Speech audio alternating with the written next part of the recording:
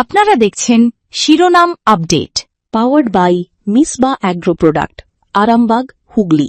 Co powered by Asha cancer institute, new hospital road, Rampurhat, Birbhum. নমস্কার, আপনারা দেখছেন সংবাদ শিরোনাম আপডেট নিয়ে আপনাদের সঙ্গে রয়েছি আমি পায়েল। পরিবারের দুইয়ের বেশি সন্তান নয়, এই ভাবনাই কি এবার নতুন করে ঢুকতে চলেছে বাংলার স্বাস্থ্যনীতি ও জনসংখ্যা আলোচনায়? জনসংখ্যা নিয়ন্ত্রণ, পরিবার পরিকল্পনা এবং স্বাস্থ্য পরিষেবা, এই তিনটি বিষয়কে সামনে রেখে রাজ্যে কি আসতে পারে নতুন কোনো নীতি? প্রশ্নটা উঠছে কারণ পরিবারের পরিকল্পনাকে আরো জোরদার করার দাবি ইতিমধ্যে প্রকাশ্যে এসেছে। সেই দাবির পরেই স্বাভাবিকভাবে সামনে এসেছে আরো বড় প্রশ্ন, সত্যি কি বাংলায় 2 চাইল্ড নর্ম বা 2 সন্তান নীতি নিয়ে কোনো আইন বা সরকারি বিধি আসতে চলেছে, নাকি এটি শুধু একটি নীতিগত প্রস্তাব? এই মুহূর্তে বিষয়টি নিয়ে জল্পনা থাকলেও 2-এর বেশি সন্তান নিলে আইনত নিষেধ, এমন কোনো চূড়ান্ত সরকারি সিদ্ধান্ত হয়েছে বলে ধরে নেওয়ার সুযোগ নেই। ফলে রাজনৈতিক বক্তব্য, নীতিগত আলোচনা এবং কার্যকর সরকারি আইন, এই তিনটিকে আলাদা করে দেখা জরুরি। ভারতে পরিবার কল্যাণ কর্মসূচির দীর্ঘদিনের মূল দর্শন হলো স্বেচ্ছাসেবী পরিবার পরিকল্পনা। ছোট পরিবারকে উৎসাহ দেওয়া হয়েছে, সচেতনতা বাড়ানো হয়েছে, গর্ভ নিরোধক এবং পরিবার পরিকল্পনার বিভিন্ন পদ্ধতি সম্পর্কে মানুষকে জানানো হয়েছে। কিন্তু নির্দিষ্ট সংখ্যক সন্তান নেওয়া বাধ্যতামূলক করার জাতীয় নীতি নেই। অর্থাৎ ছোট পরিবার, সুখী পরিবার একটি জনস্বাস্থ্য বার্তা হতে পারে, কিন্তু সেই বার্তার আইন এক জিনিস নয়। বাংলার ক্ষেত্রেও তাই প্রশ্নটা শুধু 2 সন্তান হবে কিনা তা নয়। আসল প্রশ্ন, যদি কোনো নতুন নীতি নিয়ে ভাবনা হয়, তার চরিত্র কি হবে? সেটি কি শুধুই সচেতনতা কর্মসূচি নাকি পরিবার পরিকল্পনা পরিষেবা আরো সহজলভ্য করার উদ্যোগ? এই সরকারি সুবিধা, চাকরি, নির্বাচন এবং অন্য কোনো অধিকারের সঙ্গে সন্তান সংখ্যাকে যুক্ত করার মতো কোনো বিধিনিষেধ নেই। প্রতিটি সম্ভাবনার সামাজিক, রাজনৈতিক এবং আইনি প্রভাব আলাদা। 2026 সালের মে মাসে পশ্চিমবঙ্গে বিজেপির সভাপতি শ্রমিক ভট্টাচার্য রাজ্যে জনসংখ্যা বৃদ্ধিকে নিয়ন্ত্রণ করার জন্য কার্যকর নীতির প্রয়োজনের কথা প্রকাশ্যে বলেন। পরিবার পরিকল্পনাকে আরও গুরুত্ব দেওয়া, বাধ্যতামূলক ব্যবস্থার সম্ভাবনা নিয়ে আলোচনা এবং সচেতনতা বাড়ানোর প্রয়োজনীয়তার কথা তার বক্তব্যে উঠে আসে। সেই বক্তব্যের পরেই বাংলায় 2 সন্তান নীতি নিয়ে নতুন করে আলোচনা শুরু হয়। তবে কোনো রাজনৈতিক নেতার বক্তব্যকে সরকারি আইন বা নীতির সমতুল্য করে দেখা ঠিক নয়। সরকার যদি সত্যিই কোনো নতুন নীতি আনতে চায়, তাহলে তার জন্য সরকারি ঘোষণা, খসড়া বিজ্ঞপ্তি অথবা আইনি প্রক্রিয়ার প্রয়োজন হবে। সেই প্রক্রিয়া সম্পূর্ণ না হওয়া পর্যন্ত 2 সন্তান বাধ্যতামূলক বলে দাবি করা বিভ্রান্তিকর হতে পারে। কিন্তু প্রশ্নটা গুরুত্বপূর্ণ, কারণ পশ্চিমবঙ্গ দীর্ঘদিন ধরেই দেশের ঘনবসতিপূর্ণ রাজ্যগুলির একটি। জনসংখ্যার ঘনত্বের সঙ্গে স্বাস্থ্য, শিক্ষা, বাসস্থান, পরিবহন, কর্মসংস্থান, পানীয় জল এবং অন্যান্য আরও পরিকাঠামোর উপর চাপের সম্পর্ক রয়েছে। শহরাঞ্চলে সেই চাপ আরও স্পষ্ট। কলকাতা ও আশপাশের নগরাঞ্চলে হাসপাতাল, স্কুল, রাস্তা, গণপরিবহন এবং আবাসনের চাহিদা ক্রমাগত বাড়ছে, যত দিন যাচ্ছে বাড়ছে। অন্যদিকে গ্রামীণ বাংলার সমস্যা আবার সম্পূর্ণ আলাদা। প্রত্যন্ত এলাকায়, একদম প্রত্যন্ত এলাকায় স্বাস্থ্যকেন্দ্র, চিকিৎসক, নার্স, ওষুধ প্রসূতি পরিষেবা এবং পরিবার পরিকল্পনার উপকরণ সবসময় সমানভাবে পৌঁছয় না। ফলে জনসংখ্যা নিয়ে কোনো নীতি তৈরি হলে শহর বা গ্রামের বাস্তবতাকে এক করে দেখা যাবে না। আরও গুরুত্বপূর্ণ বিষয় হলো, জনসংখ্যাকে শুধুমাত্র একটি সংখ্যা হিসাবে দেখা যায় না। প্রতিটি সংখ্যার পিছনে রয়েছে একজন মানুষ, একটি পরিবার এবং একটি ভবিষ্যৎ। সন্তান নেওয়ার সিদ্ধান্তের সঙ্গে জড়িয়ে রয়েছে ব্যক্তিগত স্বাধীনতা, দাম্পত্য সম্পর্ক, মহিলার প্রজনন অধিকার, পরিবারের আর্থিক পরিস্থিতি, সামাজিক পরিবেশ এবং স্বাস্থ্যগত প্রয়োজন। বিশেষ করে একজন মহিলার ক্ষেত্রে সন্তান ধারণ ও মাতৃত্বের সিদ্ধান্ত তার শরীর, মানসিক স্বাস্থ্য এবং ভবিষ্যৎ জীবনের সঙ্গে সরাসরি যুক্ত। তাই পরিবার পরিকল্পনার নামে কোনো নীতি তৈরি হলে তদন্ত বা গুরুত্ব দেওয়া অত্যন্ত জরুরি। পরিবার পরিকল্পনা এবং পরিবার নিয়ন্ত্রণ এই দুটি ধারণার মধ্যে মৌলিক পার্থক্য রয়েছে। পরিবার পরিকল্পনার লক্ষ্য হলো মানুষকে তথ্য, পরিষেবা এবং নিরাপদ বিকল্প দেওয়া, যাতে তারা নিজেরাই সিদ্ধান্ত নিতে পারে কখন সন্তান নেবেন, কতজন সন্তান চান এবং সন্তানদের মধ্যে কতটা ব্যবধান রাখতে চান। অন্যদিকে পরিবার নিয়ন্ত্রণ যদি জোরপূর্বক সীমা তৈরির দিকে যায় তাহলে ব্যক্তিগত অধিকার এবং সামাজিক ন্যায়ের প্রশ্ন সামনে আসতে পারে। তাই বাংলায় যদি নতুন কোনো জনসংখ্যার নীতি নিয়ে ভাবনা হয়, তাহলে সবচেয়ে আগে স্পষ্ট করতে হবে সরকারের লক্ষ্য কি জানাবো। তবে তার আগে শিরোনাম আপডেটে নিয়ে নেব ছোট্ট একটা বিরতি, সঙ্গে থাকুন। আপনারা দেখছেন শিরোনাম update, powered by Misba agro product, Arambagh, Hooghly. Co-powered by Asha cancer institute, new hospital road, Rampurhat, Birbhum. Blue rose hotel, Nandakumar, পূর্ব মেদিনীপুরের সেরা থাকার ঠিকানা। যদি খুঁজছেন পরিষ্কার পরিচ্ছন্ন রুম, সুস্বাদু খাবার আর নিরিবিলি পরিবেশ, তাহলে ব্লু রোজ হোটেল আপনার জন্য সেরা পছন্দ। আজই যোগাযোগ করুন 8972021015 নম্বরে।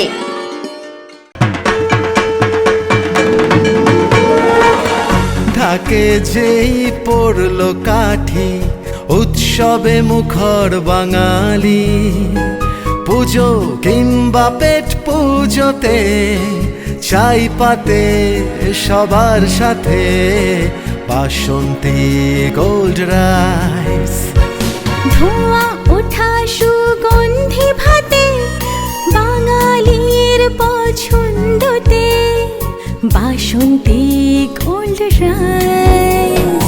বিয়ে হোক বা ভাই ফোটায়, জন্মদিনের আনন্দতে, আমি শোক বা নিরামিষ, হাজার রকম পদেতে চাই পাতে সবার সাথে বাসন্তী গোল্ড রাইস।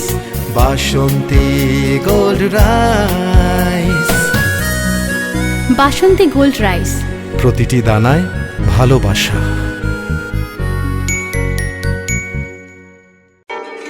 গৃহসজ্জার অন্যতম আকর্ষণ নানান ডিজাইনের মার্বেলের মেঝে, দেওয়াল ও ওয়াল ফ্রেস্কো, যার জন্য আপনাকে অবশ্যই আসতে হবে নদিয়া টাইলস এন্ড মার্বেলে। এখানে পাবেন জনসন, কাজারিয়া, ইতালীয় ও সিম্পল মতো কোম্পানির ব্র্যান্ড, যা আপনার বাড়িকে করে তুলবে সকলের চোখে আধুনিক ও আকর্ষণীয়। আমাদের ঠিকানা গঙ্গনি, বাতকুল্লা, নদিয়া। যোগাযোগ 9932972003 7001 504 338। আপনারা দেখছেন শিরোনাম update, powered by Misba agro product, Arambagh, Hooghly. Co-powered by Asha cancer institute, new hospital road, Rampurhat, Birbhum. সঙ্গে থাকার জন্য ধন্যবাদ। ফিরে এলাম বিরতির পর, দেখছেন শিরোনাম আপডেট। বিরতির আগে যেটা বলছিলাম, সচেতনতা ও স্বাস্থ্য পরিষেবা বাড়ানো নাকি সন্তান সংখ্যার উপর সরাসরি বিধিনিষেধ আরোপ করা। ইতিহাস বলছে ভারতের 2 সন্তান নীতি নিয়ে আলোচনা নতুন নয়। বিভিন্ন সময়ে জনসংখ্যা নিয়ন্ত্রণের জন্য 2 সন্তানকে একটি নীতিগত সীমা হিসেবে বিবেচনা করার প্রস্তাব এসেছে। কিছু ক্ষেত্রে স্থানীয় সংস্থা বা নির্দিষ্ট সরকারি ব্যবস্থায় 2-এর বেশি সন্তান থাকা ব্যক্তিদের জন্য নির্বাচনে প্রার্থী হওয়ার যোগ্যতা কিংবা কিছু সুবিধা পাওয়ার ক্ষেত্রে শর্ত আরোপের উদাহরণও দেখা গিয়েছে। কিন্তু এই ধরনের নীতির প্রয়োগ সবসময় বিতর্ক তৈরি করেছে, কারণ সন্তান সংখ্যা নিয়ন্ত্রণ করতে গিয়ে যদি মানুষের নির্বাচন অধিকার, সরকারি পরিষেবা বা সামাজিক সুবিধার উপর শর্ত চাপানো হয়, তাহলে তার সাংবিধানিক ও মানবাধিকারে প্রশ্ন উঠতে পারে। একই সঙ্গে বাস্তব প্রয়োগ নিয়েও বহু প্রশ্ন রয়েছে। ধরা যাক কোনো পরিবারের প্রথম 2 সন্তানের মধ্যে একজনের মৃত্যু হলো, অথবা যমজ সন্তান জন্মালো, অথবা কোনো পরিবার দত্তক নিল, অথবা বিবাহ বিচ্ছেদের পরে একজন ব্যক্তি পুনরায় বিয়ে করলেন, অথবা কোনো শিশুর বিশেষ স্বাস্থ্যগত প্রয়োজন রয়েছে। এমন পরিস্থিতি সন্তান সংখ্যার নিয়ম কিভাবে কার্যকর হবে? কোনো ব্যক্তি যদি নীতি চালু হওয়ার আগেই 3 সন্তানের বাবা মা হয়ে থাকেন, তার ক্ষেত্রেই বা কি নিয়ম হবে? আইন হলে পুরনো পরিবারগুলির উপর তা প্রয়োগ করা হবে নাকি শুধু ভবিষ্যতে সন্তান নেওয়ার ক্ষেত্রে প্রযোজ্য হবে? প্রতিটি প্রশ্নের জন্য পরিষ্কার আইনি কাঠামো প্রয়োজন। শুধু স্লোগান বা রাজনৈতিক বক্তব্য দিয়ে এমন নীতি কার্যকর করা সম্ভব নয়। আরও একটি বড় বিষয় হলো জনসংখ্যা নিয়ন্ত্রণের সঙ্গে অর্থনীতির সম্পর্ক। একটি পরিবারের সন্তান সংখ্যা কম হলে অনেক ক্ষেত্রে প্রত্যেক সন্তানের জন্য শিক্ষা, পুষ্টি এবং স্বাস্থ্য পরিষেবায় বেশি বিনিয়োগ করা সম্ভব হয়। পরিবারের মাথাপিছু ব্যয়ও তুলনামূলকভাবে নিয়ন্ত্রণে থাকতে পারে। কিন্তু একই সঙ্গে মনে রাখতে হবে সব পরিবারের আর্থিক বাস্তবতা এক নয়। শহরের একটি মধ্যবিত্ত পরিবারের সঙ্গে গ্রামীণ দরিদ্র পরিবারের জীবনযাত্রার পার্থক্য অনেক। কোনো নীতি যদি সন্তান সংখ্যার ভিত্তিতে সরকারি সুবিধা সীমিত করে তাহলে সবচেয়ে বেশি চাপ পড়তে পারে অর্থনৈতিকভাবে দুর্বল পরিবারগুলির উপর। সেখানেই সামাজিক ন্যায়ের প্রশ্ন আসে। জনসংখ্যা নীতির লক্ষ্য যদি মানুষের জীবনযাত্রার মান উন্নত করা হয় তাহলে সেই নীতির সঙ্গে শিক্ষা, পুষ্টি, কর্মসংস্থান, নারী শিক্ষা এবং স্বাস্থ্য পরিষেবাকে যুক্ত করতে হবে। শুধু সন্তান সংখ্যা কমিয়ে দিলে উন্নয়ন নিশ্চিত হয় না, বরং প্রতিটি শিশুর জন্য মানসম্মত শিক্ষা, নিরাপদ পরিবেশ, পুষ্টি এবং স্বাস্থ্য পরিষেবা নিশ্চিত করা ইকুয়ালি গুরুত্বপূর্ণ। পরিবার পরিকল্পনার ক্ষেত্রেও একই কথা প্রযোজ্য। একজন দম্পতি যদি সন্তান নেওয়ার মধ্যে পর্যাপ্ত ব্যবধান রাখতে চান তাদের সহজে পরামর্শ পাওয়া উচিত। নিরাপদ গর্ভনির্ধারক পদ্ধতি সম্পর্কে তথ্য পাওয়া উচিত। সরকারি স্বাস্থ্যকেন্দ্রে প্রয়োজনীয় পরিষেবা থাকা উচিত। মাতৃস্বাস্থ্য এবং শিশুর স্বাস্থ্যকে পরিবার পরিকল্পনার কেন্দ্রবিন্দুতে রাখতে হবে, কারণ পরিবার পরিকল্পনার মানে শুধু সন্তান সংখ্যা কমানো নয়। এর অর্থ নিরাপদ মাতৃত্ব, গর্ভধারণের মধ্যে উপযুক্ত ব্যবধান, মায়ের শারীরিক ও মানসিক স্বাস্থ্য রক্ষা এবং শিশুর সুস্থ বিকাশের সুযোগ তৈরি করা। তবে আইন করার প্রয়োজনটা কোথায় জানার চেষ্টা করব। তবে তার আগে শিরোনাম আপডেটে নিয়ে নেব ছোট্ট একটা বিরতি। সঙ্গে থাকুন। আপনারা দেখছেন শিরোনাম update. Powered by Misbah Agro Product, Arambagh, Hugli. Co-powered by Asha Cancer Institute, New Hospital Road, Rampurhat, Birbhum. যে কোনো উৎসবে আর অনুষ্ঠানের ভুরি বোঝে বাঙালির অন্যতম ভরসা নিবেদিতা রাইস মিল। বিশ্বমানের সেরা চালের একটাই ঠিকানা, নিবেদিতা রাইস মিল। আমাদের কাছে পাবেন উচ্চমানের ও সুস্বাদু লক্ষ্মীভোগ মিনিকেট চাল, ভোগরত্না চাল, এসএস প্রিমিয়াম বাসমতি চাল ও জিরাকাঠি চাল। আমাদের যোগাযোগের ঠিকানা রাকোনা ঝাড়ুল, গলসি, পূর্ব বর্ধমান। আমাদের মোবাইল নম্বরটি হলো 9434003339, 9434014660 এবং 9083277768। যে কোনো রোগ নিরাময় সুচিকিৎসা ব্যবস্থা পেতে অবশ্যই আসুন রায় নার্সিং হোমে। আপনার স্বাস্থ্যের সুরক্ষায় অত্যাধুনিক যন্ত্রের মাধ্যমে কেমোথেরাপি, অর্থোপেডিক, গাইনো এবং জেনারেল সার্জারির সুব্যবস্থা রয়েছে আমাদের এখানে। এছাড়াও এখানে পাবেন আইসিসিইউ এবং ডায়ালিসিসের উন্নত মানের পরিষেবা। আমাদের ঠিকানা রায় নার্সিং হোম, কল্যাণপুর, আরজনি, পশ্চিম মেদিনীপুর। আমাদের যোগাযোগ নাম্বার হলো 9932553952 এবং 8250434175। আপনারা দেখছেন শিরোনাম update. Powered by Misbah Agro Product, Arambagh, Hugli. Co-powered by Asha Cancer Institute, New Hospital Road, Rampurhat, Birbhum. সঙ্গে থাকার জন্য ধন্যবাদ। ফিরে এলাম বিরতির পর। দেখছেন শিরোনাম আপডেট। বিরতির আগে যে প্রশ্নটা নিয়ে আলোচনা করছিলাম, আইন করার প্রয়োজন কোথায়? যদি মানুষকে সচেতন করা যায়, যদি মেয়েদের শিক্ষার সুযোগ বাড়ানো যায়, যদি বাল্যবিবাহ রোধ করা যায়, যদি প্রত্যন্ত এলাকায় স্বাস্থ্য পরিষেবা পৌঁছে দেওয়া যায়, যদি গর্ভনির্ধারক সহজলভ্য করা যায়, যদি দম্পতিদের সঠিক তথ্য দেওয়া যায়, তাহলে কি পরিবার ছোট রাখার প্রবণতা স্বাভাবিকভাবেই বাড়বে না? জনসংখ্যা গবেষণার বৃহত্তর অভিজ্ঞতা দেখায় শিক্ষা, নারীর ক্ষমতায়ন, স্বাস্থ্য পরিষেবা এবং অর্থনৈতিক নিরাপত্তার সঙ্গে পরিবার পরিকল্পনার সিদ্ধান্তের গুরুত্বপূর্ণ সম্পর্ক রয়েছে। অর্থাৎ মানুষকে নিজের ভবিষ্যৎ সম্পর্কে সিদ্ধান্ত নেওয়ার ক্ষমতা দেওয়া গেলে পরিবার পরিকল্পনা আরও কার্যকর হতে পারে। এখানে মহিলাদের ভূমিকা বিশেষভাবে গুরুত্বপূর্ণ, কারণ বহু পরিবারের সন্তান নেওয়া বা না নেওয়ার সিদ্ধান্তে মহিলার মতামত সবসময় সমান গুরুত্ব পায় না। ফলে কোনো পরিবার পরিকল্পনার নীতি তৈরি হলে নিশ্চিত করতে হবে তার চাপ যেন শেষ পর্যন্ত মহিলাদের উপর গিয়ে না পড়ে। সন্তান সংখ্যা নির্ধারণের ক্ষেত্রে পুরুষ ও মহিলা উভয়ের দায়িত্ব এবং সিদ্ধান্ত গ্রহণের ক্ষমতা সমানভাবে বিবেচনা করতে হবে।